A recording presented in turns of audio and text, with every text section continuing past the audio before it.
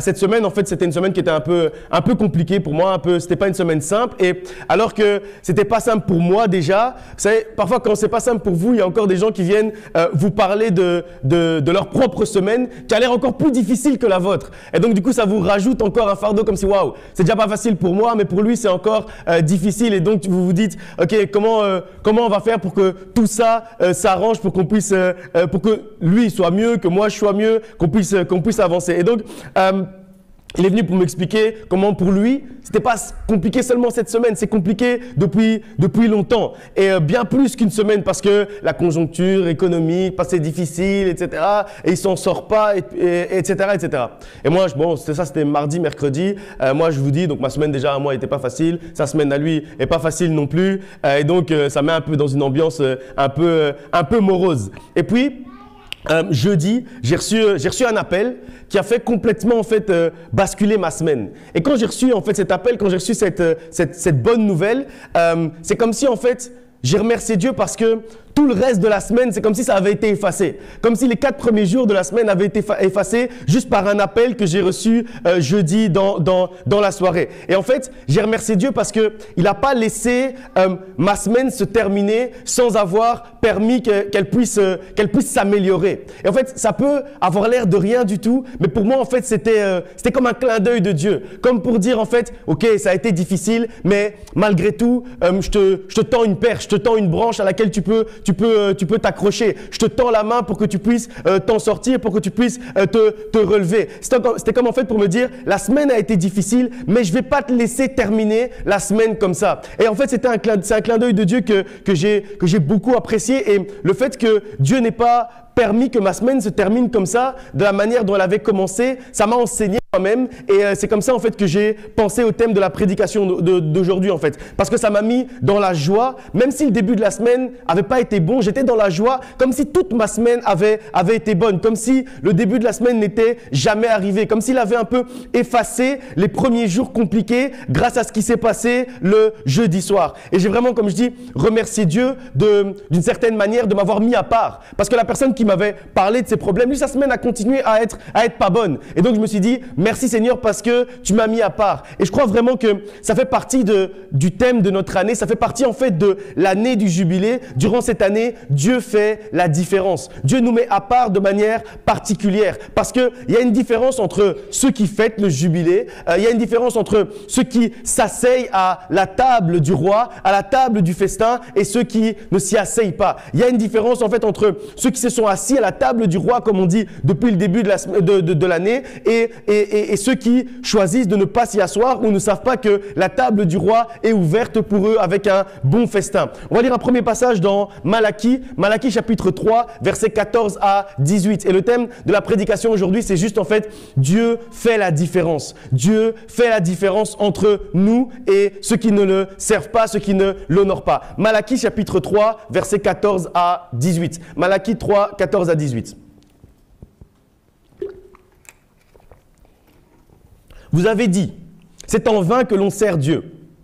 Qu'avons-nous gagné à observer ses préceptes et à marcher avec tristesse à cause de l'Éternel des armées? Maintenant, nous estimons heureux les hautains. Oui, les méchants prospèrent. Oui, ils tentent Dieu et ils échappent. Alors, ceux qui craignent l'Éternel se parlèrent l'un à l'autre. L'Éternel fut attentif et il écouta. Et un livre de souvenirs fut écrit devant lui pour ceux qui craignent l'Éternel et qui honorent son nom. Ils seront à moi, dit l'Éternel des armées. Ils m'appartiendront au jour que je prépare. J'aurai compassion d'eux, comme un homme a compassion de son fils qui le sert. Et vous verrez à nouveau la différence entre le juste et le méchant, entre celui qui sert Dieu et celui qui ne le sert pas. Dieu fait la différence. C'est ce que nous dit ce passage. Dieu fait la différence entre ceux qui le servent et ceux qui ne le servent pas. Entre ceux qui le craignent et ceux qui ne le craignent pas. Entre ceux qui l'honorent, comme dit ce passage, et ceux qui ne l'honorent pas. Durant cette année du jubilé, en fait, Dieu est en train de faire la différence. Et c'est ça, en fait, tous les plats dont on a parlé. C'est ça, en fait, quand on est assis à la table du festin, à la table du roi, Dieu est en train de faire une différence entre nous qui sommes assis à la table et ceux qui ne sont pas assis à la table. Dieu va faire la différence entre toi qui le sers et qui le craint, qui l'honore et ceux qui ne font pas tout ça. Et ce passage, en fait, il dit même que Il ne dit pas juste que Dieu va faire la différence. Il dit que on verra la différence. Cette différence, en fait, elle sera visible. Elle sera palpable dans ta manière de vivre, dans ta manière de te comporter, dans ta manière d'être heureux, dans le bonheur que Dieu a prévu pour toi. On verra cette différence-là. On verra la différence entre toi parce que toi, tu es assis à la table du roi. La différence sera limpide entre ceux qui sont assis à la table du festin, avec lui, avec Dieu, avec le roi des rois, et ceux qui ne sont pas assis. Et en fait, ce passage nous montre aussi que ce ne sont pas en fait nos efforts. C'est pas tes efforts qui vont faire la différence. C'est pas tes efforts qui vont permettre qu'on voit la différence. C'est Dieu lui-même, par son action, qui va faire la différence. C'est Dieu lui-même qui va rendre en fait cette différence visible, rendre cette différence palpable. Et donc tout ce qu'on a à faire, nous, de notre côté, c'est de lui faire confiance. Fais-lui confiance, il va faire la différence. Peut-être qu'aujourd'hui, comme le dit ce passage, tu regardes, comme à partir du verset 14, tu dis, mais on dirait que c'est en vain que je sers Dieu. On dirait que c'est en vain que j'honore Dieu. Jusqu'à aujourd'hui, on dirait que c'est en vain que j'honore Dieu. Mais après, le passage dit qu'il y a un jour où Dieu va te regarder. Il y a un jour où Dieu te regarde et il dit, maintenant, c'en est assez. Maintenant, c'est assez qu'il n'y ait aucune différence. Maintenant, c'est assez que mon peuple soit en train de regarder ceux qui sont autour, ceux qui sont mauvais, ceux qui sont dans la haine, comme dit ce passage, et qu'il n'y ait aucune différence. C'est assez. Et en fait, ce jour, c'est aujourd'hui. Le jour où Dieu a choisi de faire la différence entre toi et les autres, entre toi et le monde, c'est aujourd'hui. Et peut-être qu'aujourd'hui, tu regardes ta vie et tu te demandes, mais comme dit ce passage, à quoi bon?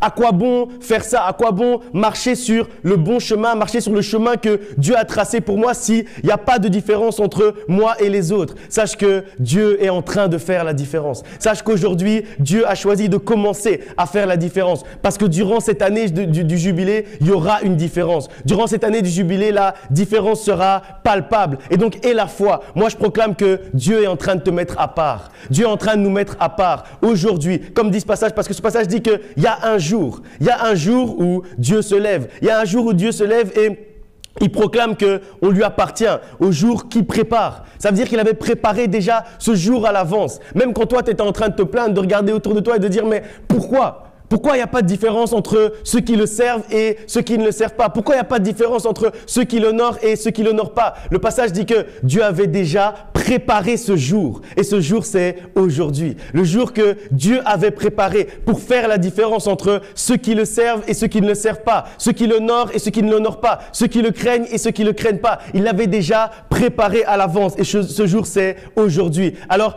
réellement, je t'encourage à t'accrocher à Dieu. Je t'encourage à avoir confiance en ton Dieu. Et je proclame que Dieu te met à part, que Dieu nous met à part. Je proclame que Dieu est en train de faire la différence. Dieu fait la différence aujourd'hui dans ta vie. Je proclame que Dieu va agir d'une manière où il va faire la différence entre toi et ceux qui t'entourent. Et on verra cette différence. Dieu va t'étonner. Dieu va te surprendre dès aujourd'hui. Il va te surprendre pour qu'on puisse voir la différence. Pour qu'on puisse voir que tout ce que tu as fait jusqu'à aujourd'hui, c'était pas en vain. Tout ce que tu as fait jusqu'à aujourd'hui, c'était pas pour rien. Sache que Dieu sera... Parce que ce passage, il nous dit aussi qu'il y a un livre des souvenirs qui s'ouvre devant Dieu.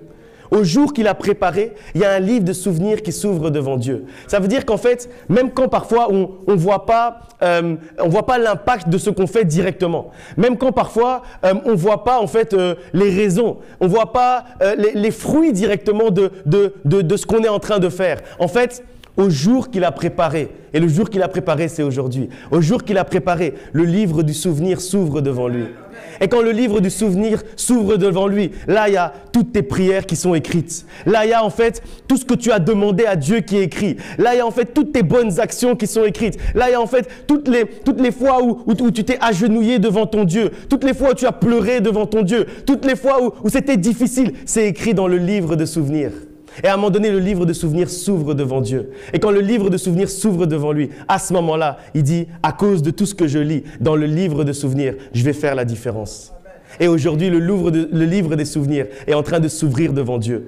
Ton livre des souvenirs est en train de s'ouvrir devant Dieu. Et il est en train de voir tout ce que tu as fait. Il est en train de voir toutes ces bonnes choses que tu as fait. Tous ces bons actes que tu as fait. À chaque fois que tu as été une bénédiction pour quelqu'un. À chaque fois que tu as apporté la paix quelque part. À chaque fois que tu as apporté l'amour quelque part. À chaque fois que tu as prié pour quelqu'un. À chaque fois que tu as déversé l'amour autour de toi. Dieu est en train de lire ça dans son livre des souvenirs. Et il est en train de faire la différence à cause de tout ça. À cause de tout ça, il est en train de se dire, je ne peux pas laisser les choses comme ça. Je ne peux pas le laisser dans son problème comme celui qui ne m'honore pas. Je ne peux pas le laisser dans son problème comme celui qui ne me craint pas. Je ne peux pas le laisser dans ses difficultés comme celui qui ne me connaît pas, parce que lui, il me connaît, parce qu'elle, elle me craint, parce qu'elle, elle m'honore. Alors aujourd'hui, je fais la différence. Et je croyais que tu allais saisir que Dieu allait faire la différence dans ta vie. Dieu, aujourd'hui, a choisi ce jour et est en train de lire ce livre des souvenirs. Et le fait que tu sois même là, ici, aujourd'hui, le fait que tu sois là en train de le louer, en train de l'adorer, en train de le prier, c'est une ligne en plus dans ton livre des souvenirs. Et Dieu est en train de lire cette ligne-là. Alors, même si c'est compliqué, ne te lasse jamais de continuer à écrire des lignes dans le livre des souvenirs. Ne te lasse jamais, continue à avoir confiance en Dieu. Parce qu'à un moment donné, quoi qu'il arrive, il va ouvrir ce livre. Parce que ce n'est pas un homme pour mentir, ni le fils de l'homme pour se repentir. Ce qu'il a dit, il le fait. Et il a juré, vous vous rappelez de cette prédication, il a juré sur sa sainteté. Mentirais-je à mon bien-aimé? Est-ce qu'il peut mentir à son bien-aimé puisqu'il a juré par sa sainteté, puisqu'il a juré par son identité, puisqu'il t'a promis sur lui-même, puisqu'il a mis en gage son identité et il a dit qu'il ne va pas te mentir. Donc quand il dit qu'à un moment donné, au jour qu'il a prévu, au jour qu'il a déjà organisé, il va ouvrir le livre des souvenirs, il va le faire. Et ce jour, c'est aujourd'hui. On va lire encore un passage dans Ésaïe, chapitre 43, versets 18 à 19. Ésaïe 43, 18 à 19.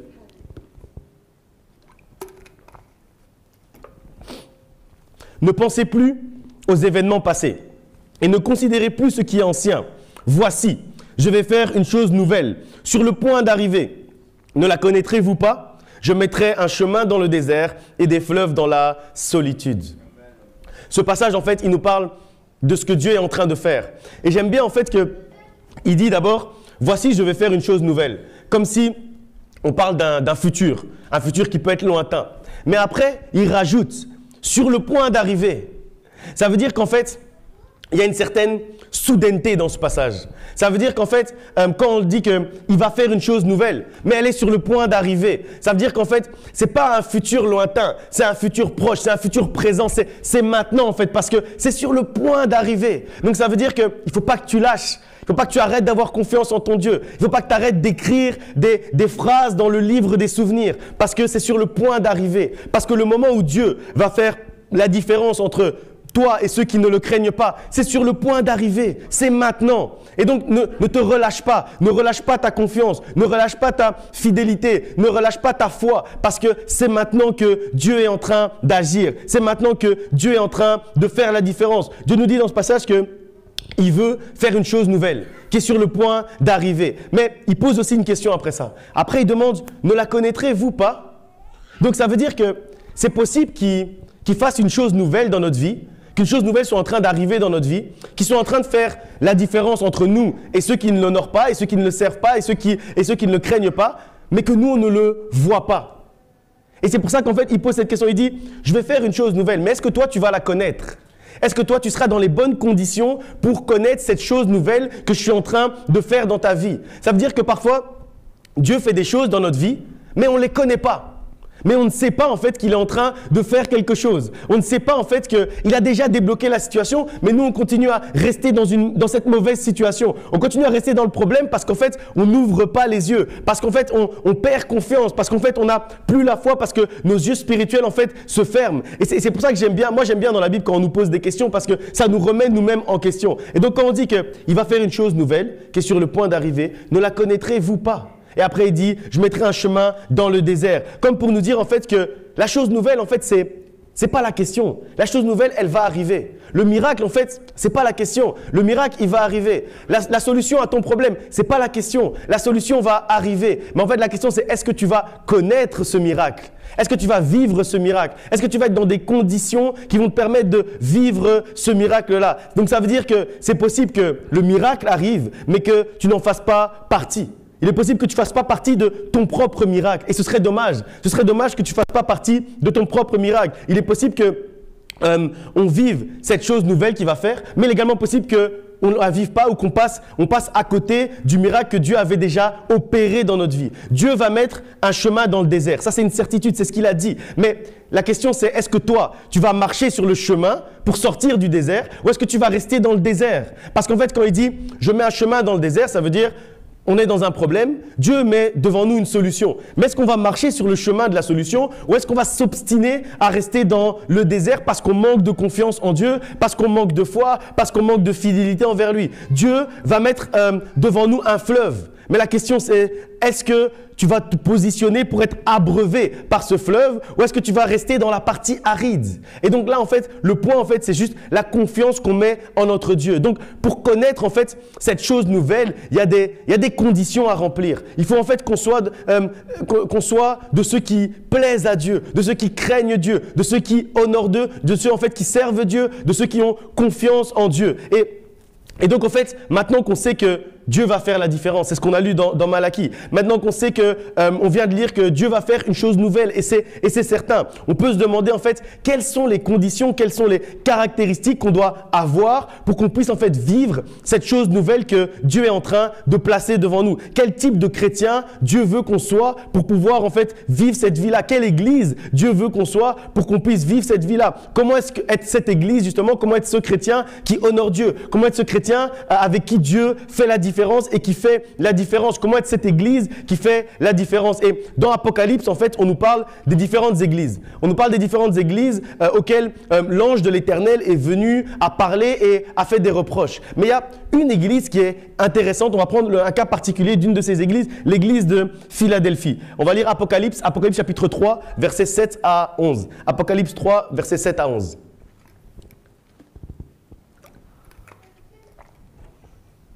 Apocalypse chapitre 3, à partir du verset 7. Écrit à l'ange de l'église de Philadelphie. Voici ce que dit le saint, le véritable, celui qui a la clé de David, celui qui ouvre et personne ne fermera, celui qui ferme et personne n'ouvrira. Je connais tes œuvres. Voici, parce que tu as peu de puissance, mais que tu as gardé ma parole et que tu n'as pas renié mon nom. J'ai mis devant toi une porte ouverte que personne ne peut fermer. Voici, je te donne ceux de la synagogue de Satan qui se disent juifs et ne le sont pas, mais qui mentent. Voici, je les ferai venir se prosterner à tes pieds et connaître que je t'ai aimé, parce que tu as gardé la parole de la persévérance en moi. Je te garderai aussi à l'heure de la tentation qui va venir sur le monde entier pour éprouver les habitants de la terre. Je viens bientôt. Retiens ce que tu as afin que personne ne prenne ta couronne. C'est important, on est dans les derniers temps, donc c'est important d'étudier et d'analyser Apocalypse. Il y a une église en fait à qui Dieu n'a pas fait de reproches. C'est la seule en fait à qui Dieu n'a pas fait de reproches. C'est celle qui, pourtant on commence en disant qu'elle a peu de puissance. Donc on pourrait dire en fait, ok, il y a un reproche qui va arriver, tu as peu de puissance. Mais en fait on dit, l'église a peu de puissance, mais après on lui fait aucun reproche. Et malgré tout, malgré le fait qu'elle ait peu de puissance, on dit qu'elle tenait ferme dans la parole de Dieu. Elle n'a pas renié le nom de Dieu. Elle avait confiance en Dieu. En fait, ce qu'a fait cette église, c'est plusieurs choses. D'abord, elle a gardé la parole. C'est la première chose. Après, on dit qu'elle n'a pas renié le nom de l'Éternel, quoi qu'il arrivait. Après, on dit qu'elle a persévéré. Et puis après, on dit qu'elle a retenu ce qu'elle avait. Et puis après, on dit que personne n'a pu lui prendre sa couronne. Et puis, il y a des effets en fait. Quel a été le résultat par rapport à l'action de cette église? On voit qu'une porte a été ouverte devant elle et personne n'a pu fermer cette porte-là. Et on dit également que Dieu a aimé d'une manière particulière cette église-là, malgré le fait qu'elle avait peu de puissance. Et en fait, quand je lis ce passage, moi je me dis que c'est de cette église en fait dont je veux faire partie. Je veux faire partie de l'église de Philadelphie. En fait, quand on dit les églises dans l'Apocalypse, c'est des types d'églises. Donc ça veut dire c'est pas des églises physiques comme nous on est ici. Ça veut dire que l'église de Philadelphie, c'est toutes les églises qui seront de ce type-là en fait d'église et Dieu et l'ange de l'Éternel leur parlera de cette manière-là. Et en fait, moi je veux faire partie de cette église parce que c'était une église en fait qui était pas elle était pas spectaculaire. Ça veut dire, les gens n'étaient pas en train de faire des saltos arrière pendant qu'ils étaient en train de prier. Elle n'était pas spectaculaire. Peut-être que même à notre époque, les gens seraient peut-être moqués d'elle parce dire c'est une église qui a peu de puissance, c'est une église qui est rien du tout. Et les gens du milieu chrétien, comme on les connaît aujourd'hui, qui parlent vite, qui parlent un peu trop, ils se seraient certainement moqués de cette église qui était pas spectaculaire parce que eux, tout ce qu'ils faisaient, c'était se concentrer sur la parole de Dieu, avoir confiance en Dieu, avoir la foi, lire la parole, étudier la parole, prier tranquillement. Et donc, les gens peut-être aujourd'hui se moqueraient de Dieu, mais pourtant, moi, en fait, j'aime beaucoup cette église. Et c'est la seule église à qui l'ange de l'Éternel ne va pas faire de reproches au dernier jour. Et en fait, quand on lit les effets, on dit que Dieu a ouvert une porte devant cette église que personne ne pourra fermer. Et moi, en fait, quand je prie pour notre église, je veux justement que Dieu puisse ouvrir une porte devant nous que rien ni personne ne pourra fermer. Dieu a mis cette église à part. Dieu a fait la différence avec cette église parce que c'est la seule à laquelle il n'a pas fait de reproche. Et donc, pas à cause de sa puissance, pas à cause du caractère spectaculaire des cultes, etc., mais juste à cause de sa fidélité, de sa confiance en Dieu, de sa confiance en la parole de Dieu. Et l'Apocalypse nous parle en fait de la fin des temps. Donc, on est dans la fin des temps, donc c'est important de comprendre ce qui se passe dans la fin des temps, de comprendre ce qui se passe, la manière dont Dieu parle aux églises. À la fin des temps, en fait, beaucoup vont se présenter avec du bling-bling, avec du brillant. Mais il faut se concentrer sur ce qui est important. Nous, en fait, on doit se concentrer sur la parole de Dieu parce qu'on veut faire partie de l'église de Philadelphie. Donc, ne vous laissez pas, en fait, séduire en ces derniers temps, impressionner dans ces derniers temps par les ministères qui font beaucoup de bruit, qui sont très spectaculaires, il y a beaucoup de lumière. Ne vous laissez pas séduire par ça. Restons dans la simplicité de la parole de Dieu. Parce que c'est avec cette église-là que Dieu fera la différence. Dieu fera la différence avec cette église-là. Nous, c'est vrai qu'on ne fait pas beaucoup de bruit comme l'église de Philadelphie. On a juste des fondations et des racines solides. On parle juste de la parole de Dieu. On lit juste la Bible. On étudie juste la Bible le samedi. Oui, c'est vrai, mais on fait partie de l'église de Philadelphie. L'église devant laquelle Dieu va ouvrir une porte et personne ne pourra fermer cette porte. L'église devant laquelle, quand Dieu va fermer la porte, personne ne pourra rouvrir cette porte parce que Dieu a choisi cette église-là. 1 Corinthiens chapitre 1, versets 22 à 23 nous dit « Les Juifs demandent des miracles et les Grecs recherchent la sagesse. Mais nous prêchons Christ crucifié. Scandale pour les Juifs et folie pour les païens, mais puissance de Dieu et sagesse de Dieu pour ceux qui sont appelés tant Juifs que Grecs. » Et aujourd'hui, en fait, on en est là. Beaucoup, en fait, vont chercher le spectaculaire comme les Juifs. On dit ici, les Juifs demandent des miracles. Et puis après, on dit, d'autres vont chercher les grandes théories mystiques, compliquées, etc., comme les Grecs qui recherchent la sagesse. Mais nous prêchons Jésus-Christ dans toute sa simplicité. On a confiance en Jésus-Christ dans toute sa simplicité. On prêche sa venue sur la terre. On prêche sa mort. On prêche sa crucifixion. On prêche sa résurrection. Et c'est ça, en fait, notre évangile, dans toute sa simplicité, dans toute sa puissance également. Parce que ce passage nous dit que, oui, on peut chercher des miracles, on peut chercher des grandes théories de sagesse, etc. Mais ce qui est réellement puissant, c'est le nom de Jésus-Christ. Ce qui est réellement puissant, c'est la simplicité de la parole de Jésus-Christ. Et donc, c'est pas grave, on peut laisser les Juifs chercher les miracles. On peut laisser les Grecs chercher la sagesse. Mais nous, prêchons Jésus-Christ dans toute sa simplicité. Ayons confiance en Jésus-Christ et en sa parole. Et aujourd'hui, vraiment, de plus en plus, on voit trop de théories, de nouvelles doctrines, des choses qui sortent, on se dit mais d'où ça vient? J'ai pas lu ça de Genèse à Apocalypse. D'où ça vient? À quel moment c'est sorti? Cette semaine, il y a quelqu'un qui m'a envoyé, la personne même m'a envoyé une vidéo. J'ai carrément entendu quelqu'un qui disait, j'appelle ça un pseudo-prédicateur parce que c'est un peu bizarre, qui se moquait. Il se moquait de la sainte parole et de la sainte doctrine. Et puis il m'envoie ça. Genre moi je vais aller écouter ton histoire. Et c'est dans ce genre d'époque qu'on est en train de vivre aujourd'hui. Les gens vont se moquer de la sainte parole comme si en fait ils avaient inventé quelque chose de nouveau qui n'est pas compris entre Genèse et Apocalypse. Alors que c'est simple, la parole de Dieu est simple. Alors il ne faut pas se laisser séduire. Mon point c'est que si vous voulez que Dieu fasse la différence dans votre vie, ne vous laissez pas séduire par des gens qui rajoutent avant Genèse ou après Apocalypse. Parce qu'il faut se concentrer uniquement sur ça. Peu importe ce qu'on vient vous présenter. Les gens veulent rajouter des choses en fait. La raison pour laquelle les gens rajoutent des choses, c'est pour se mettre eux-mêmes en avant. Comme si eux, ils avaient trouvé quelque chose de très compliqué, qui sort des Écritures, etc. Alors que quand on veut rendre toute la gloire à Dieu, on va juste prêcher de Genèse à Apocalypse. Parce qu'il a déjà tout dit. Donc il n'y a rien d'autre à dire en plus. Et quand on fait ça, on a juste confiance en Dieu et en sa parole. Et c'est à ce moment-là que Dieu nous met à part. Et c'est dans cette époque en fait qu'on est aujourd'hui. Les gens veulent rajouter des choses pour avoir la gloire eux-mêmes, pour se mettre eux-mêmes en avant. Mais la parole de Dieu est simple. Alors prêche-la avec simplicité. Écoute-la également avec simplicité. Étudie-la avec simplicité. Médite-la avec simplicité. Lis-la à la maison avec simplicité. Ne soyons pas de ceux qui compliquent les choses pour se mettre en avant. Soyons de l'église de Philadelphie. L'église de Philadelphie à qui l'ange de l'Éternel ne va rien reprocher. Ne cherchons pas autre chose. Ayons juste confiance en la simplicité de la parole de Dieu. On a confiance en Dieu et en sa parole. La connaissance de la parole de Dieu et la confiance qu'on met dans sa parole, c'est ça en fait la clé. C'est ça en fait qui fait la différence. C'est ça en fait qui fera la différence entre l'église de Philadelphie et toutes les autres églises à qui l'ange de l'Éternel, vous lirez vous-même Apocalypse et vous lirez tous les reproches qui ont été faits à toutes les autres églises. Mais à l'église de Philadelphie, aucun reproche lui a été fait parce que l'église de Philadelphie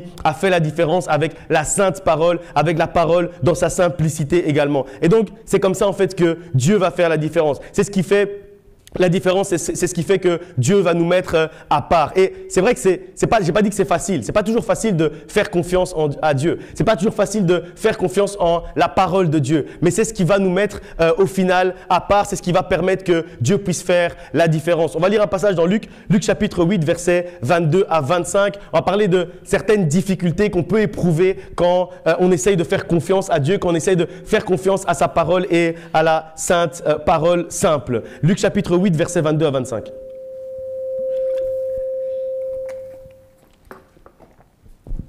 Luc chapitre 8, je vais à partir du verset 22. Pardon.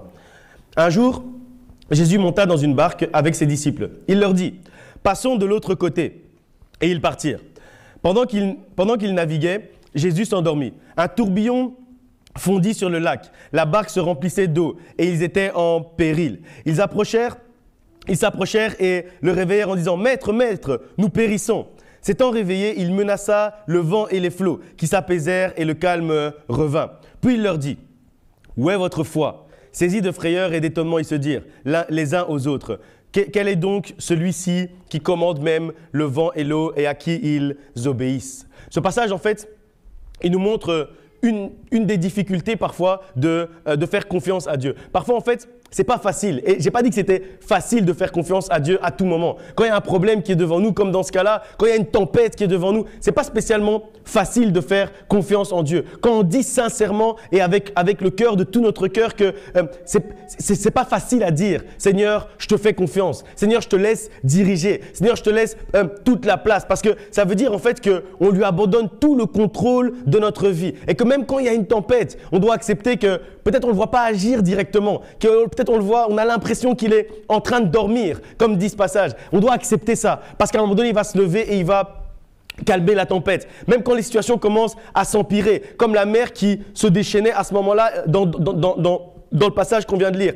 et qu'on a l'impression que Dieu est là, mais qu'il dort, mais qu'il n'agit pas. Un peu comme j'ai dit tout à l'heure, un peu comme on a lu dans Malachie, on a l'impression qu'il n'y a aucune différence entre nous qui servons Dieu et ceux qui ne le servent pas. Même à ce moment-là, quand on a l'impression que Dieu dort, mais le problème devient de plus en plus grave. Alors que le problème devient de plus en plus grand, la tempête commence à nous frapper de plus en plus. On a l'impression que la solution n'arrive pas. On doit juste être capable de dire « Seigneur, je te fais confiance ».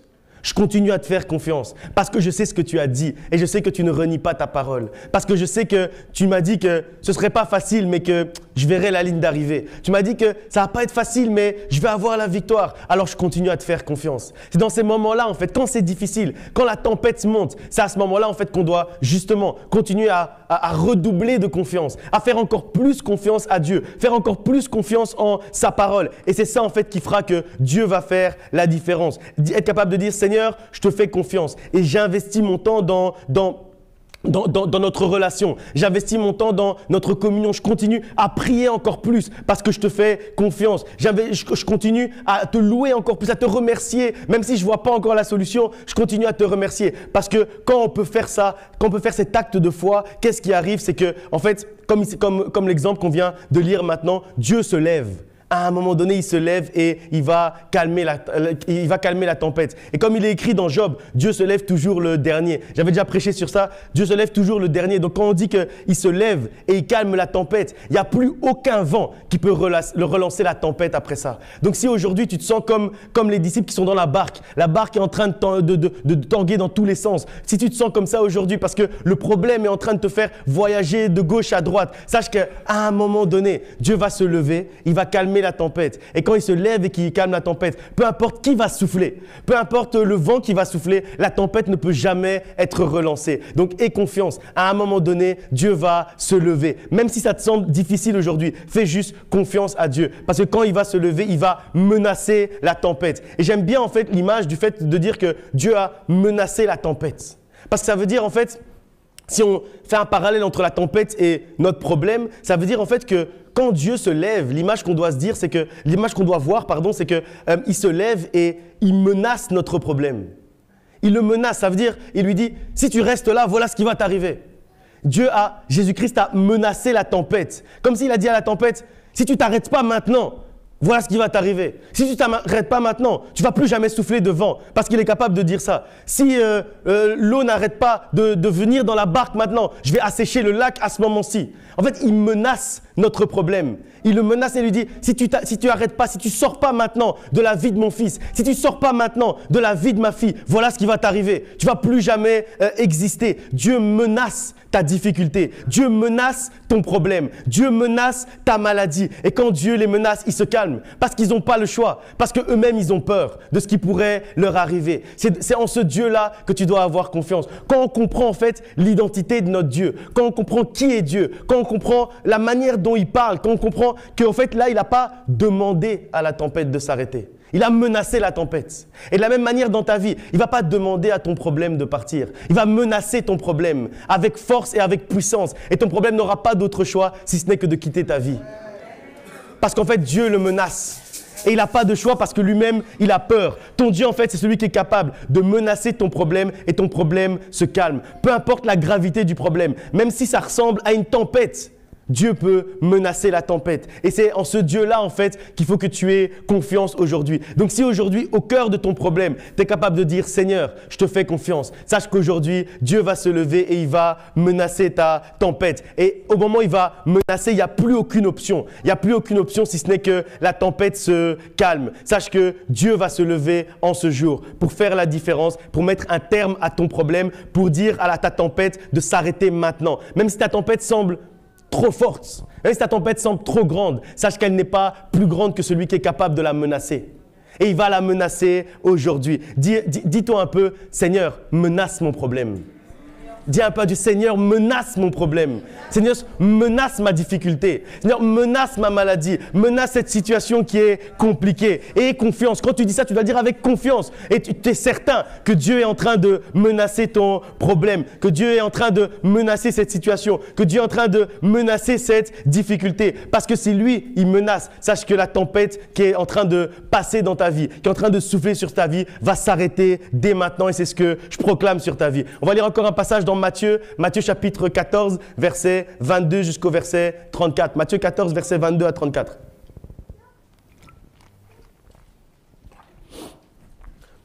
Aussitôt après, il obligea les disciples à monter dans la barque et à passer avec lui de l'autre côté, pendant qu'il renverrait la foule.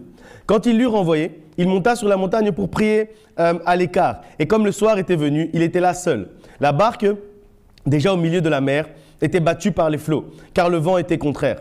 À la 4e veille de la nuit, Jésus alla vers eux, marchant sur la mer. Quand les disciples le virent marcher sur la mer, ils furent troublés et dirent « C'est un fantôme !» Et dans leur frayeur, ils poussèrent des cris. Jésus leur dit aussitôt « Rassurez-vous, c'est moi, n'ayez pas peur. » Pierre lui répondit « Seigneur, si c'est toi, ordonne que j'aille vers toi sur les eaux. » Et il dit « Viens !» Pierre sortit de la barque et marcha sur les eaux pour aller vers Jésus. Mais voyant que le vent était fort, il eut peur. Et comme il commençait à s'enfoncer, il s'écria « Seigneur, sauve-moi » Aussitôt, Jésus étendit sa main et le saisit et lui dit « Homme de peu de foi, pourquoi as-tu douté ?» Et ils montèrent dans la barque et le vent cessa. Ceux qui étaient dans la barque vinrent se prosterner devant Jésus et dire « Tu es véritablement le Fils de Dieu. » Après avoir traversé la mer, ils vinrent dans le pays de Génézareth. Le premier passage qu'on a lu tout à l'heure, dans Luc, il nous montrait en fait que parfois c'est difficile d'avoir confiance en Dieu parce qu'avec nos yeux, en fait, on voit juste la grande tempête devant nous et donc c'est difficile de croire que Dieu est capable de menacer cette tempête. Et ici, en fait, on voit une deuxième raison qui fait que c'est parfois difficile de mettre toute notre confiance en Dieu en tant qu'être humain qui avons une foi qui est limitée. C'est parce qu'en fait, parfois, Dieu va nous demander des choses qui sortent de l'ordinaire. Dieu va nous demander de poser des actes hors du commun, des actes atypiques, qui n'ont l'air en fait d'avoir aucun sens. Comme par exemple, à ce moment-là, il a demandé à Pierre de marcher sur l'eau. Ça n'a aucun sens, sachant qu'il faut bien se rappeler qu'il n'a pas encore calmé la tempête à ce moment-là. C'est une autre histoire. Donc, il n'a pas encore calmé la tempête. Ça veut dire qu'il y a la tempête, les eaux sont agitées et tout, et puis eux, ils voient Jésus. Et Jésus leur dit à Pierre de marcher sur l'eau. Il dit à Pierre de marcher sur l'eau, sur une eau qui est en train de bouger, sur des vagues en fait. Il lui dit de marcher sur ça, parce qu'il n'a pas dit qu'il avait calmé avant. Okay? Et donc, Dieu lui demande de faire ça. Ça n'a aucun sens de mettre le pied sur l'eau, une eau en plus qui est agitée. Évidemment que lui, Pierre, il se dit d'abord qu'il va s'enfoncer. Mais Dieu dit marche. Et parfois dans notre vie, c'est exactement comme ça. Tu vois la tempête autour de toi, etc. Et donc toi, tu te dis, mais l'endroit le plus sécurisé que j'ai, c'est quand même rester dans cette barque. Mais Dieu te dit, marche sur l'eau qui est en train de bouger. Et donc, ce que tu as à faire à ce moment-là, c'est faire l'acte de foi, poser l'acte de foi. Et c'est à ce moment-là, en fait, que tu montres à Dieu que tu lui fais 100% confiance. Et en fait, ça me fait penser aussi à une chose, c'est que parfois, on s'imagine en fait que l'endroit le plus sécurisé, c'est la barque qui est au cœur de la tempête. Mais Dieu ne voit pas les choses comme nous. Parce que lui, il est omniscient, omnipotent, omniprésent. Ça veut dire qu'il réfléchit au-delà de notre intelligence. Et donc là où Pierre pensait que l'endroit le plus sécurisé pour lui, c'était la barque, Jésus, lui disait, l'endroit le plus sécurisé sur toi, c'est de marcher sur l'eau. Ça veut dire parfois, il faut accepter de faire une chose atypique. Je disais dans une autre prédication, quand on veut un miracle, il faut accepter de faire des choses insolites parce qu'un miracle, c'est insolite. Un miracle, c'est particulier. Un miracle, ça sort de l'ordinaire. Donc, si tu veux un résultat extraordinaire, il faut accepter de faire quelque chose d'extraordinaire. Et donc, il faut faire confiance à Dieu à 100%. Accepter de poser un acte de foi qui dépasse ton entendement. Il faut accepter de faire ce genre de choses. Et c'est pour ça que parfois, c'est pas facile de faire confiance à Dieu. Parce qu'en fait, tu es en train de prier pour que Dieu calme la tempête et lui, il te dit marche sur l'eau. Mais ça n'a rien à voir avec ta question. Ta question, c'est calme la tempête pour que j'aille de l'autre côté avec la barque. Mais lui, en fait, la solution pour que tu arrives de l'autre côté, c'est que tu marches sur l'eau. Ça a l'air bizarre comme ça, mais c'est Dieu qui choisit d'agir de cette manière-là. Et donc, il faut accepter les solutions insolites de Dieu. Parce qu'avec lui, ça ira toujours plus vite. Si tu acceptes de sortir de la barque que tu considères comme une zone de confort, si tu acceptes de sortir de cette zone de confort-là et de marcher sur l'eau, tu arriveras plus vite de l'autre côté. Avec Dieu, tu arriveras plus vite de l'autre côté. Il vaut mieux être dans une situation dangereuse avec Dieu que d'être dans une situation de confort mais sans Dieu. Parce que Jésus, il était où? Il n'était pas dans la barque à ce moment-là. Jésus, il était dans l'eau. Donc, il valait mieux être sur l'eau avec Dieu, même si ça a l'air dangereux, que d'être dans la barque sans Dieu. Et donc, parfois, il vaut mieux être dans une situation qui te semble inconfortable que d'être dans le confort sans Dieu. Et parfois, en fait, c'est ce qui nous empêche de faire la différence. C'est ce qui nous empêche, en fait, que Dieu puisse faire la différence dans notre vie. C'est parce qu'en fait, on veut rester dans notre zone de confort. On veut rester dans un endroit confortable. Mais si Dieu n'est pas dans cet endroit confortable, il ne faut pas y rester. Il vaut mieux être dans un endroit inconfortable avec Dieu que dans un endroit confortable sans Dieu. Et donc ça, on doit vraiment se le mettre dans la tête. On doit vraiment en être convaincu et se dire, c'est pas grave, je vais suivre la voie insolite de Dieu. Je vais marcher sur le chemin compliqué, qui a l'air compliqué de Dieu. Et c'est pour ça qu'en fait, dans le passage qu'on a lu tout à l'heure, on dit que Dieu dit, je trace un chemin dans le désert. Je vais faire une chose nouvelle. Ne la connaîtrez-vous pas? Donc ça veut dire que parfois, on est dans le désert, mais on est assis dans le désert.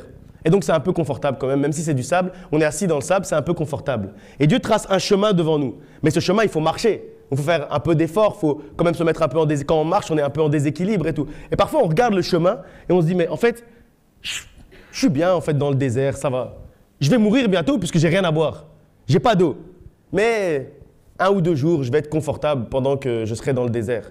Alors que si tu marches sur le chemin, au bout du chemin, il y a une source d'eau. Et nous, on préfère être dans le désert confortable que marcher sur le chemin inconfortable avec Dieu. Et donc, je crois que chacun d'entre nous, on doit prendre cette décision et aussi ouvrir nos yeux spirituels, de se dire, en fait, il vaut mieux que je marche sur le chemin qui a l'air compliqué, qui a l'air inconfortable, plutôt que je regarde le confort court terme. Le confort court terme, c'est de rester assis dans le désert. Sauf qu'à moyen terme, tu meurs de soif. Alors que l'inconfort court terme, c'est de marcher sur le chemin. mais ça te donne un confort long terme puisque tu vas boire à la fin. Je ne sais pas si vous comprenez cette image, mais c'est une image qui est importante. C'est une image qui est importante parce que trop souvent, ce qui nous empêche de voir l'action de Dieu, ce qui nous empêche que Dieu puisse faire la différence entre ceux qui le servent et ceux qui ne le servent pas, puisse faire la différence entre ceux qui l'honorent et ceux qui ne l'honorent pas, puisse faire la différence entre ceux qui le craignent et ceux qui ne le craignent pas, c'est que c'est notre envie de rester dans une zone de confort. Notre envie de rester à un endroit où tout est confortable, où on est à l'aise, où on a l'impression en tout cas d'être à l'aise. Et donc, la raison pour laquelle moi, j'aime bien cette image-là avec l'eau, c'est parce que pendant que les flots étaient contraires, les apôtres pensaient que Christ était sur la montagne en train de prier. Mais en fait, Christ était déjà là. Il était déjà en train de marcher vers eux. Et en fait, sur le chemin dont je parlais tout à l'heure, qui nous permet de sortir dans le désert, en fait, Dieu est en train de venir à notre rencontre sur le chemin. Si on fait une partie du chemin, lui fait l'autre partie du chemin. Parce qu'à ce moment-là, en fait, les disciples, ils pensaient que Jésus était encore loin. Ça veut dire qu'au moment où tu es dans ton problème, toi, tu crois que Jésus est encore loin. Tu crois que Jésus est encore sur la montagne. Mais il est déjà devant la barque, en train de t'appeler et te dire « Viens, marche avec moi, fais le pas de la foi et ton problème va être résolu. » Et on va aller ensemble de l'autre côté. Et en fait, quand on regarde le début du passage aussi, Jésus promet que les disciples vont arriver de l'autre côté. Mais il n'a pas prévu comment. Il n'a pas promis comment. Mais eux, en fait, dans leur idée, ils ont déjà prévu la méthode. Ils disent déjà « Ah oui, on va aller de l'autre côté. Comment ? Avec la barque. » Mais Jésus ne leur a pas dit ça. Jésus leur a juste dit « Je vais vous amener de l'autre côté. » Et donc, Dieu a prévu de t'amener de l'autre côté. Dieu a prévu de t'amener à la prochaine étape de ta vie. Dieu a prévu de t'amener dans la prochaine saison. Dieu a prévu de t'amener à un prochain niveau. Mais il ne t'a pas dit comment. Donc maintenant, sur le comment, c'est toi qui dois rester ouvert et attentif à ce qu'il va te dire. Parce que même si tu crois que c'est avec la barque, humainement, tu vas croire que c'est avec la barque. Mais ce n'est pas ton moyen humain que Dieu va utiliser. Dieu va utiliser son moyen divin. Dieu va utiliser son moyen spirituel. Et donc, si c'est en marchant sur l'eau, accepte de marcher sur l'eau. Aujourd'hui, on doit prendre la décision d'accepter de marcher sur l'eau et de ne pas en fait avoir plus confiance en la barque qu'un moyen humain, qu'en Jésus-Christ qui se tient devant nous. Parce que c'est ça en fait. Quand on choisit de rester dans la barque, en fait, c'est comme si on a plus confiance en la barque parce que la barque, on l'a construite nous-mêmes. Parce que à cette époque-là, on ne l'achetait pas, on achetait du bois et après on construisait les barques. Donc les disciples, ils connaissent la qualité de leur barque. Ils savent qu'ils ont construit cette barque eux-mêmes. Ils savent que c'est leur moyen pour aller de l'autre côté. Et donc, ils ont plus confiance en leur force à eux, en leur intelligence à eux, en leurs moyens à eux, qu'en l'intelligence de Dieu, que dans le moyen de Dieu, que dans l'action de Dieu, que dans la parole de Dieu. Et en fait, on doit avoir plus confiance en la parole de Dieu qu'en notre intelligence, plus confiance en la parole de Dieu qu'en notre sagesse, plus confiance en la parole de Dieu qu'en nos propres capacités, et plus confiance en Jésus qui te dit de marcher sur l'eau qu'en la barque dans laquelle tu es aujourd'hui. C'est vraiment quelque chose d'important et j'espère que vous comprenez la différence. Parce que même si on a l'impression que Dieu n'est pas encore là avec nous, il est déjà là en train de nous appeler. Il est déjà là en train de marcher vers nous. Il est déjà là et il va en fait nous dire de sortir de la barque et de marcher avec nous. Et après, il va nous amener de l'autre côté de la manière dont il a choisi de nous amener de l'autre côté. On va encore lire un passage dans Ésaïe, Ésaïe chapitre 26, versets 1 à 4. Ésaïe 26, à partir du verset 1. En ce jour, on chantera ce cantique dans le pays de Juda. Nous avons une ville forte. Il nous donne le salut pour muraille et pour rempart. Ouvrez les portes, laissez entrer la nation juste et fidèle. À celui qui est ferme dans ses sentiments, tu assures la paix. La paix parce qu'il se confie en toi. Confiez-vous en l'Éternel à perpétuité. Car l'Éternel est le rocher des siècles. L'Éternel est le rocher des siècles. Ça veut dire qu'on peut s'appuyer sur lui. Ça veut dire qu'on peut construire sur lui. Ça veut dire qu'on peut avoir confiance en lui pour construire sur lui. Et en fait, après, on nous dit que c'est notre tour d'avoir cette confiance ferme. Être ferme dans la confiance. Être persévérant dans la confiance qu'on a en Dieu, que notre confiance en Dieu ne chancelle pas, peu importe les problèmes, peu importe les difficultés, peu importe si, comme on a dit tout à l'heure et comme on a lu dans la Malachie, on regarde autour de nous et on voit, mais ce méchant, il est en train de prospérer, mais cette personne qui est infidèle, elle est en train d'avoir quelque chose, elle est en train d'avancer et moi je suis là, j'avance pas. On doit quand même continuer à avoir confiance en Dieu, persévérer dans la confiance en Dieu. J'aime bien l'image en fait de persévérer dans la confiance, parce que quand on dit qu'on persévère dans quelque chose, ça veut dire que c'est pas spécialement facile tous les jours. Ce n'est pas spécialement facile tous les jours d'avoir confiance en Dieu. Mais on persévère dans la confiance. Mais on fait le choix de continuer à lui faire confiance. Mais on fait le choix de continuer à faire confiance en sa parole. Parce qu'on est convaincu qu'il ne va pas mentir. Parce qu'on est convaincu qu'il nous a dit la vérité. Parce qu'on est convaincu que ses promesses sont oui et amen. Parce qu'on est convaincu que ses promesses vont s'accomplir dans notre vie. Alors on continue à lui faire confiance. Et on se repose sur lui, comme dit ce passage. Et on continue à construire sur lui. Alors on est ferme dans la confiance. Alors on est persévérant dans la confiance. Ce genre de terme, ce genre de combinaison de mots, c'est des choses qu'on trouve que dans la Bible. Persévérant dans la confiance, ferme dans la confiance. Mais pourquoi est-ce qu'on le retrouve uniquement dans la Bible? Parce que c'est quelque chose en fait qu'il faut comprendre spirituellement parlant. Être ferme dans la confiance, ça veut dire continuer à faire confiance quoi qu'il arrive. Quoi qu'il arrive. Et humainement, pourquoi on ne le dit jamais? C'est parce qu'en fait, ça n'existe pas. Quelqu'un à qui on peut faire confiance quoi qu'il arrive. Si à un moment donné, quelqu'un va bafouer notre confiance en tant qu'être humain, si un autre humain fait ça, quoi qu'il arrive, à un moment donné, on va arrêter de lui faire confiance. On ne sait pas être persévérant dans la confiance humainement. Par contre, avec Dieu, on peut être persévérant dans la confiance. Parce qu'il ne nous a jamais déçus avant. Et il ne va jamais nous décevoir demain. Dieu ne t'a jamais déçu jusqu'à aujourd'hui. Et sache que demain, il ne va pas te décevoir. Ça veut dire que tu peux continuer à lui faire confiance. Tu peux être persévérant dans la confiance. Tu peux être ferme dans ta confiance. Tu peux te reposer sur lui et être persévérant et ferme dans cette confiance-là. Et au bout du chemin, tu verras que Dieu va faire la différence. On va lire encore un passage dans Psaume chapitre 118, versets 5 à 9. « Du sein de la détresse, j'ai invoqué l'Éternel. L'Éternel m'a exaucé et il m'a mis au large. L'Éternel est pour moi, je ne crains rien. Que peuvent me faire des hommes? L'Éternel est mon secours et je me réjouis à la vue de mes ennemis. Mieux vaut chercher un refuge en l'Éternel que de se confier en l'homme. Mieux vaut chercher un refuge en l'Éternel que de se confier au grand. » Ce passage, en fait, il nous montre une des clés aussi pour avoir confiance en Dieu. Une des clés pour avoir confiance en Dieu, c'est être conscient de qui est Dieu. Le verset 5, il nous dit qu'au cœur même de la détresse, au moment où les problèmes ont l'air insurmontables, on doit trouver la force de continuer à avoir confiance en Dieu, de continuer à invoquer Dieu. Et lorsqu'on l'invoque, il nous exauce. Mais il ne se contente pas de nous exaucer. On dit également qu'il nous met au large. Ça veut dire qu'il nous éloigne du problème. Il nous éloigne en fait de ce problème-là pour qu'il ne puisse plus nous toucher, pour qu'il ne puisse plus nous atteindre demain. Parce qu'au moment où il s'est levé et il calme la tempête, il ne veut plus que la tempête puisse revenir nous embêter. Donc ce passage nous dit qu'il nous met au large lorsqu'on l'invoque et lorsqu'il nous exauce. Ça veut dire qu'il nous éloigne le plus possible du danger. Et il se met en fait entre nous et le problème. Il se met entre nous et le danger et c'est là qu'il commence à le menacer. Au verset 6,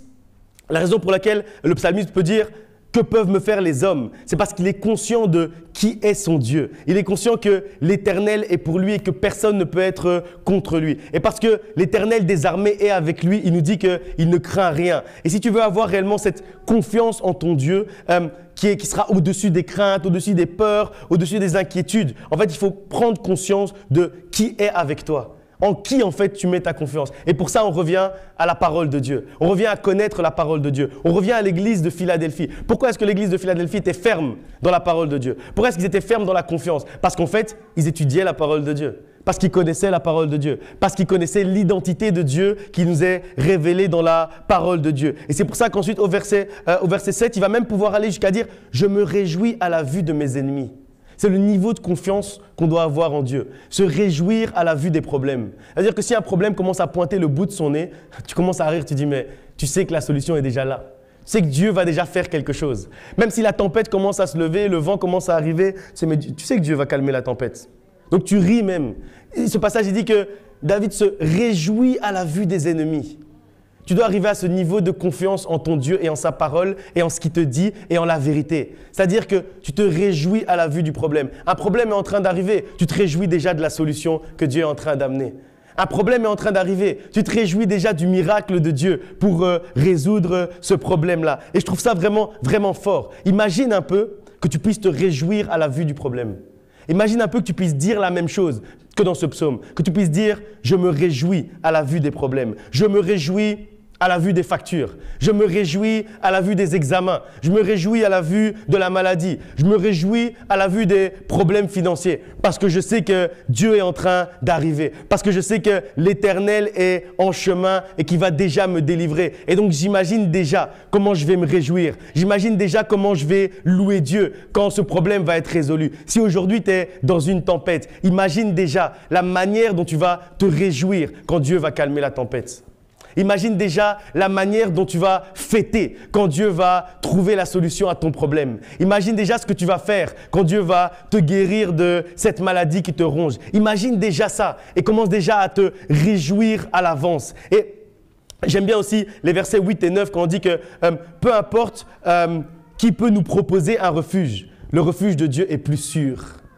Et donc, on dit, pourquoi est-ce que je vais me confier dans les rois, etc. puisque je sais que j'ai déjà Dieu. On doit avoir en nous, en fait, cette certitude que le refuge de Dieu, que Dieu nous propose, est plus sûr que tous les autres refuges. C'est ce que je vous disais avec la barque tout à l'heure. Il faut avoir la conviction que si Dieu nous dit « marche sur l'eau », c'est plus sûr que rester dans une barque qui est solide, qui est faite avec du bois et des clous. C'est plus sûr de marcher sur l'eau avec Dieu. Et si on répète une deuxième fois aussi dans ce passage, c'est pour s'assurer que tout soit clair. On ne parle pas juste ici de ne pas privilégier des hommes classiques. On dit aussi que ne pas privilégier même les grands de ce monde par rapport à Dieu. Ça veut dire que le refuge que peut te proposer Dieu, il est…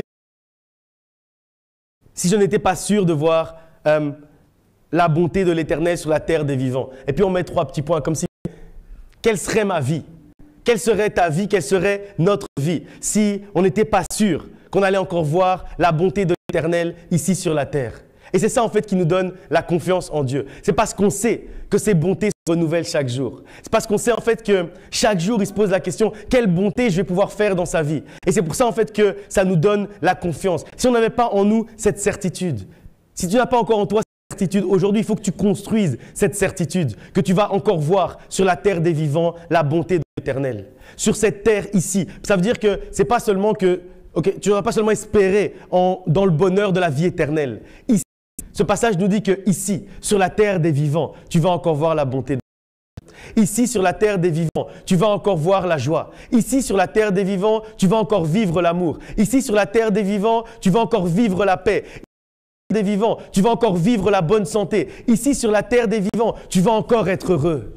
C'est ce que nous dit en fait ce passage. Et si on n'a pas en nous cette certitude, comment est-ce qu'on pourrait vivre? Comment est-ce qu'on peut vivre en se disant que sur la terre, on ne va pas encore voir la bonté de l'Éternel? La pleine confiance en Dieu, en fait, c'est ce qui définit réellement le chrétien. La vie de confiance. C'est ça, en fait, la vie du chrétien. Le chrétien, en fait, c'est celui qui espère en l'Éternel. Celui qui met toute sa confiance en Dieu. Peu importe ce qu'il voit avec ses yeux. Peu importe ce que la réalité lui dit. Lui continue à espérer en la vérité. À espérer en l'Éternel. À mettre toute la confiance en Dieu. Peu importe ce que tu vois, continue à avoir confiance. Continue à croire que sur cette terre ici, tu verras encore la bonté de l'Éternel. Tu verras encore les bontés de l'Éternel se renouveler chaque jour dans ta vie. Et vraiment, j'aime bien en fait cette question. En plus, c'est une question qui ne termine pas par un point d'interrogation, qui termine par un point d'exclamation. Comme si en fait, c'était une question à laquelle il n'y a pas vraiment de réponse. C'est logique en fait.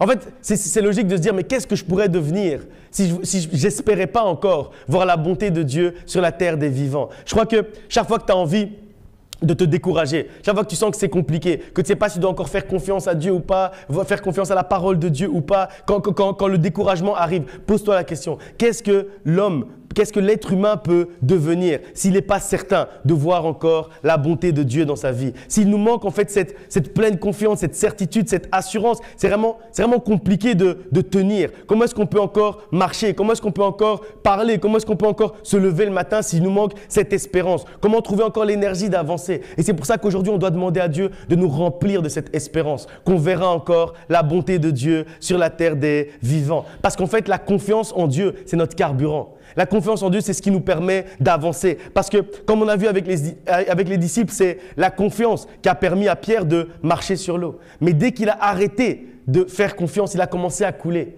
Parce qu'en fait, la confiance en Dieu, c'était son carburant. Donc, si tu veux marcher sur l'eau, si tu veux choisir aujourd'hui de marcher sur l'eau avec ton Dieu, c'est-à-dire vivre une vie de miracle. Parce que quand tu es en train de marcher sur l'eau, ça veut dire que chaque pas que tu fais, c'est un miracle. Cette vie de miracle, Dieu te la propose. Dieu te propose de marcher sur l'eau avec lui. Mais aujourd'hui, quel choix tu vas faire? Rester dans la barque confortable ou commencer à marcher sur l'eau avec Dieu? Ça veut dire commencer à avoir confiance en lui réellement. Pas juste dire « j'ai confiance », mais le dire réellement, le proclamer d'un cœur sincère. Regarder ton Dieu droit dans les yeux et dire « Seigneur, je te fais confiance quoi qu'il arrive. Seigneur, je te fais confiance, peu importe la situation dans laquelle je suis, peu importe la tempête par laquelle je passe, peu importe le problème par lequel je passe, je continue à te faire confiance. Je marche sur l'eau avec toi aujourd'hui. Je marche sur l'eau et je vis cette vie de miracle. Chaque pas dès aujourd'hui, à partir de ce 19 février 2023, chaque pas que je vais faire sera un miracle.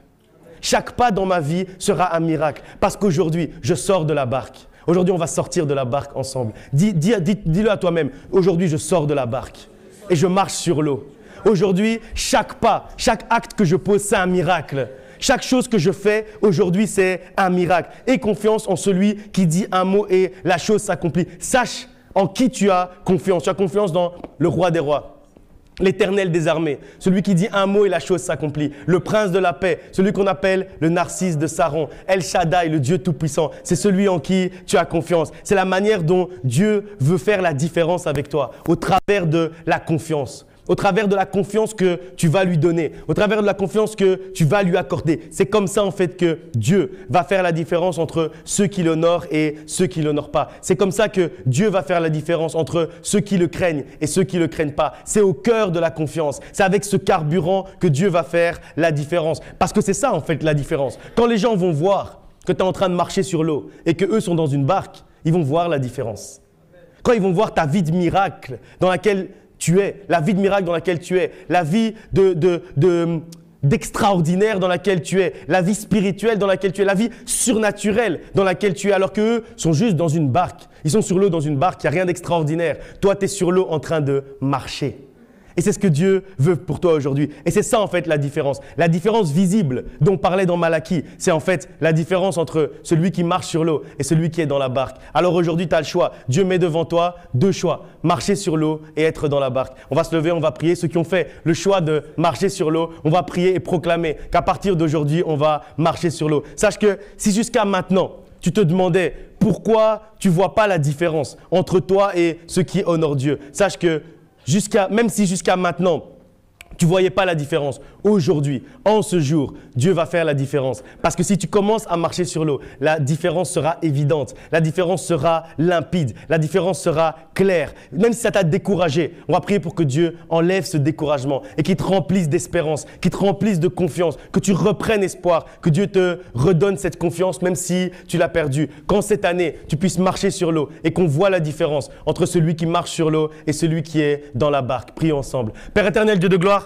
nous approchons devant ton trône, Seigneur, pour te demander réellement aujourd'hui que tu puisses, Seigneur, nous remplir, Seigneur, d'une confiance, nous remplir, Seigneur, d'un espoir, nous remplir, Seigneur, d'espérance. Qu'aujourd'hui, Seigneur, nous puissions être de ceux, Seigneur, qui sont remplis, Seigneur, de cette confiance et qui marchent sur l'eau. Aujourd'hui, Seigneur, nous voulons marcher sur l'eau. Aujourd'hui, Seigneur, nous ne voulons pas rester dans la barque. Aujourd'hui, Seigneur, nous ne voulons pas être de ceux, Seigneur, qui vivent une vie classique, une vie normale. Aujourd'hui, Seigneur, nous voulons être de ceux, Seigneur, qui vivent une vie surnaturelle, une vie, Seigneur, au-delà de nos espérances, une vie, Seigneur, que toi seul tu peux donner. Parce qu'aujourd'hui, Seigneur, nous mettons toute notre confiance en toi. Aujourd'hui, Seigneur, nous choisissons de marcher, Seigneur, sur l'eau. Aujourd'hui, Seigneur, nous ne voulons plus rester dans la barque. Nous ne voulons plus, Seigneur, avoir confiance en nos propres forces. Nous voulons plus, Seigneur, avoir confiance en nos propres capacités. Nous voulons plus, Seigneur, avoir confiance en notre propre intelligence. Mais aujourd'hui, nous voulons mettre uniquement notre confiance en toi. Aujourd'hui, Seigneur, nous voulons uniquement, Seigneur, mettre une confiance inébranlable en toi. Une confiance, Seigneur, qui va faire que, Seigneur, nous allons aller d'exploit en exploit, de victoire en victoire, de miracle en miracle. Aujourd'hui, Seigneur, nous voulons, Seigneur, que chaque acte que nous allons poser, chaque pas que nous allons faire aujourd'hui, chaque pas, Seigneur, que nous allons faire sur le chemin que tu as tracé pour nous, que ce soit, Seigneur, réellement un pas de miracle aujourd'hui. Qu'aujourd'hui, Seigneur, nous puissions commencer, Seigneur, à vivre cette vie de miracle, parce que c'est la vie que tu nous as promis. La vie, Seigneur, de bonté en bonté. La vie, Seigneur, de miracle en miracle. La vie, Seigneur, de gloire en gloire. La vie, Seigneur, d'exploit en exploit. C'est cette vie que nous voulons vivre aujourd'hui. C'est cette vie que nous choisissons de vivre aujourd'hui. Et aujourd'hui, Seigneur, nous avons confiance en toi. Aujourd'hui, Seigneur, nous mettons toute notre confiance en toi. Toute notre confiance repose sur toi, Seigneur. Nous n'avons pas confiance dans les les hommes. Nous n'avons pas confiance en nous-mêmes. Nous n'avons pas confiance en notre propre force. Nous te faisons confiance à toi et à toi seul, Seigneur. Alléluia. Je te fais confiance. Je te fais confiance. Ce n'est pas actif pour moi de chanter ce refrain. Je te fais confiance. Je te fais confiance. Ce n'est pas encore fini. Je te fais confiance. Dis à ton Dieu que tu lui fais confiance. Dis-le d'un cœur sincère. C'est pas juste des mots. C'est une alliance que tu es en train de contracter avec Dieu. C'est un accord que tu es en train de contracter avec Dieu. C'est un contrat que tu es en train de signer avec Dieu. Ta signature, c'est ta confiance. Je te fais confiance. Ce n'est pas encore fini. Je te fais confiance. Mais je te fais confiance. Ce n'est pas facile pour moi de chanter. Même si c'est pas facile, continue à faire confiance en ton Dieu. Même si les situations te disent le contraire, continue à faire confiance en ton Dieu. Même si c'est une tempête autour de toi, même si le vent se lève autour de toi, continue à lui faire confiance. Je te fais confiance.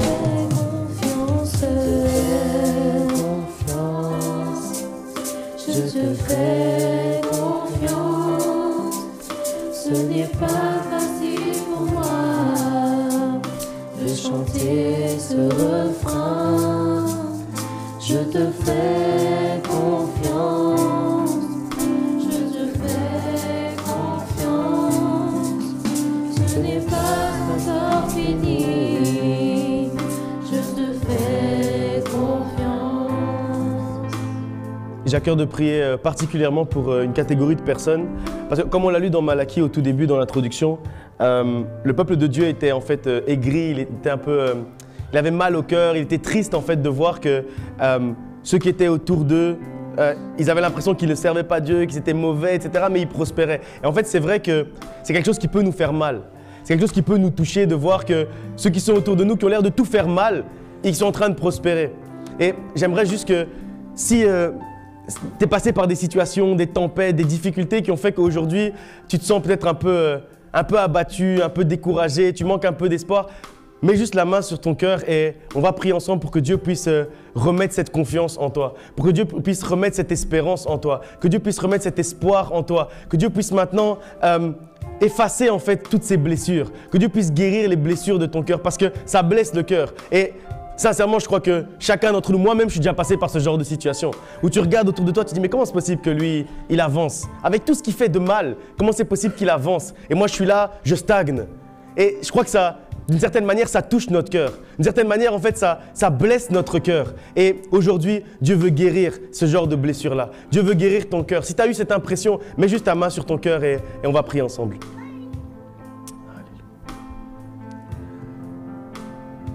Père éternel, Dieu de gloire, je m'approche devant ton trône, Seigneur, pour te demander réellement maintenant, Seigneur, que tu puisses souffler, Seigneur, un vent de guérison. Que tu puisses souffler, Seigneur, maintenant, un vent, Seigneur, de restauration.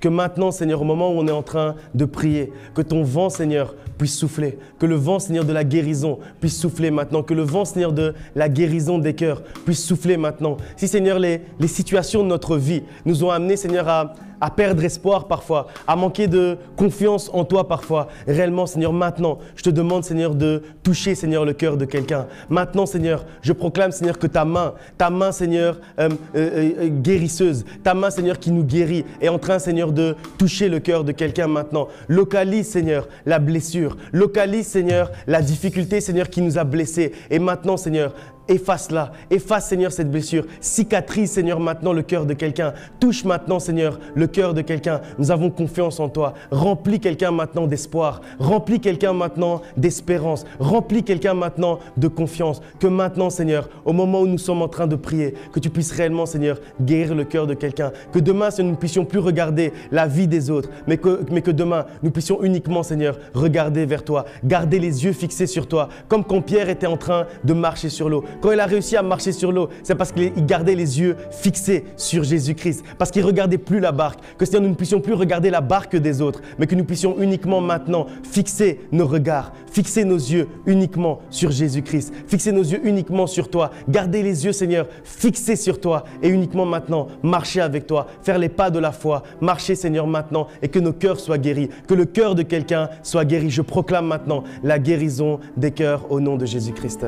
Amen. Que Dieu vous bénisse.